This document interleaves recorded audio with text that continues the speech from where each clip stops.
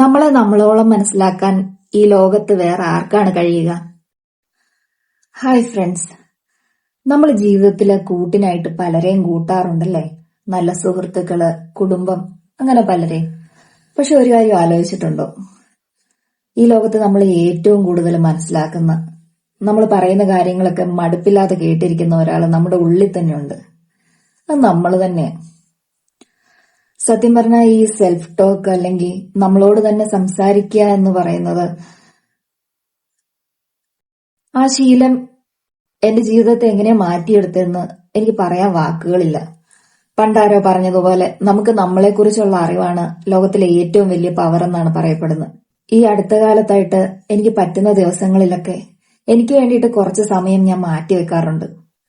എന്റെ ഉള്ളിലെ സന്തോഷങ്ങളും സങ്കടങ്ങളും, എന്തിനാ എനിക്ക് തന്നെ മനസ്സിലാവാത്ത എന്റെ ഉള്ളിലെ ചില പേടികളും ഒക്കെ ഞാൻ എന്നോട് തന്നെ സംസാരിക്കാറുണ്ട്.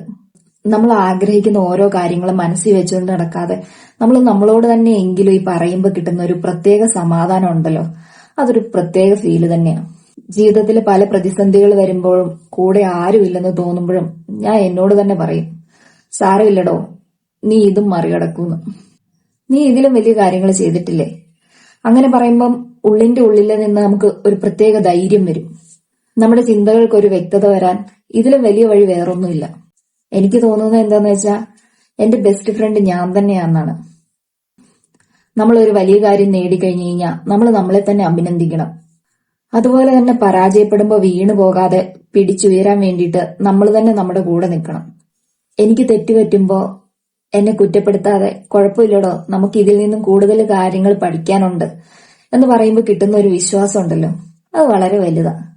നമ്മുടെ ഉള്ളിൽ ആ സുഹൃത്തിനെ തിരിച്ചറിയുമ്പോൾ പിന്നെ ഒരിക്കലും നമുക്ക് ഒരു ഒറ്റപ്പെടൽ ഫീൽ ചെയ്യൂല.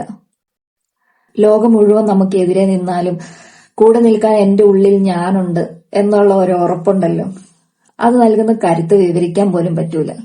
എന്നെ ഞാൻ തന്നെ സ്നേഹിക്കാൻ തുടങ്ങിയപ്പോഴാണ് എനിക്ക് ലോകത്തെ കൂടുതൽ ധൈര്യത്തോടെ നോക്കിക്കാണാൻ പറ്റിയത്. എനിക്ക് നിങ്ങളോട് പറയാൻ ഇത്രയേ ഉള്ളൂ, നിങ്ങളുടെ ജീവിതം എന്ത് തിരക്കുള്ളതാണെങ്കിലും, എത്ര തിരക്കുള്ളതായാലും നിങ്ങൾക്ക് വേണ്ടിയിട്ട് ഒരു 5 മിനിറ്റ് നിങ്ങൾ മാറ്റിവെക്കുക. അങ്ങനെ ആ മാറ്റിവെക്കുന്ന സമയത്ത് നിങ്ങൾ നിങ്ങളോട് തന്നെ ഒന്ന് സംസാരിച്ചു നോക്കണം.